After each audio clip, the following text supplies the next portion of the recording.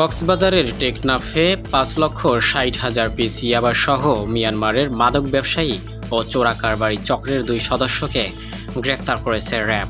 RAB ১৫-র আভিযানিক দল অভিযান চালিয়ে টেকনাফ থানাধীন পৌরসভাস্থ শাপলা চত্বর এলাকা থেকে তাদের দুজনকে গ্রেফতার করে। জানা গেছে, ২ ব্যবসায়ীর কাছ থেকে উদ্ধারকৃত মাদকের মূল্য ২০ কোটি টাকা। র্যাব ১৫ কর্তৃক আজকের এই সংবাদ সম্মেলনে আপনাদের সবাইকে আমি স্বাগত জানাচ্ছি। র্যাপিড অ্যাকশন ব্যাটালিয়নের সৃষ্টিকরণ থেকে আপনারা সবাই জানেন যে আমরা অপরাধ নির্মূল উল্লেখযোগ্য অবদান রেখে আসছি। এছাড়াও আপনার গণপ্রজাতন্ত্রী বাংলাদেশ সরকারের নির্দেশিত মাদকের বিরুদ্ধে জিরো টলারেন্স বা শূন্য সহনশীলতার যে নীতি আছে সেটা বাস্তবায়নে আমাদের র্যাপিড অ্যাকশন ব্যাটালিয়ন আমরা বদ্ধপরিকর।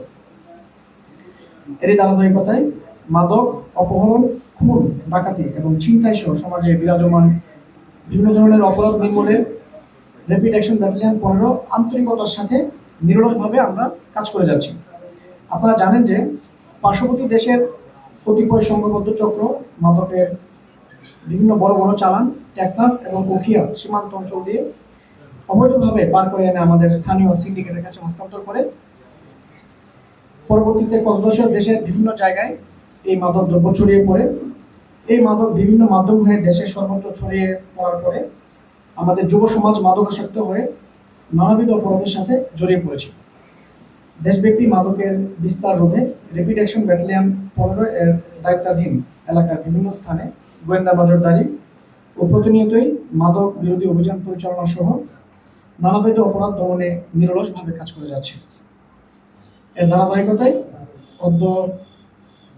আজকে আনুমানিক রাত ১২টায় আমরা র্যাব ১৫ টেকনাফ ক্যাম্পের একটি চৌকস আভিযানিক দল টেকনাফ থানাধীন পৌরসভাস্থ শাপলা চত্বর অবস্থানকালে গোপন সংবাদের ভিত্তিতে জানতে পারি যে কতিপয় মায়ানমারের নাগরিক সীমান্ত অতিক্রম করে বাংলাদেশের অভ্যন্তরে অবৈধভাবে মাদক নিয়ে মায়ানমার থেকে নাফ নদী পথে বাংলাদেশের অবৈধ অনুপ্রবেশ করছে এবং বাংলাদেশি মাদক ব্যবসায়ীদের নিকট সরবরাহ ও বিক্রয়ের উদ্দেশ্যে মাদক দ্রব্য কথিত ইয়াবা ট্যাবলেট নিয়ে কক্সবাজার জেলার টেকনাফ থানাধীন সদর উপজেলা পরিষদের নাজিরপাড়া এলাকায় জনৈক ফজল করিম পিতা মৃত নাজির আহমেদের মাছের ঘেরের দক্ষিণ পাশে ধানের ছড়া খালের কাঁচা মাটির রাস্তার উপরে অবস্থান করছে।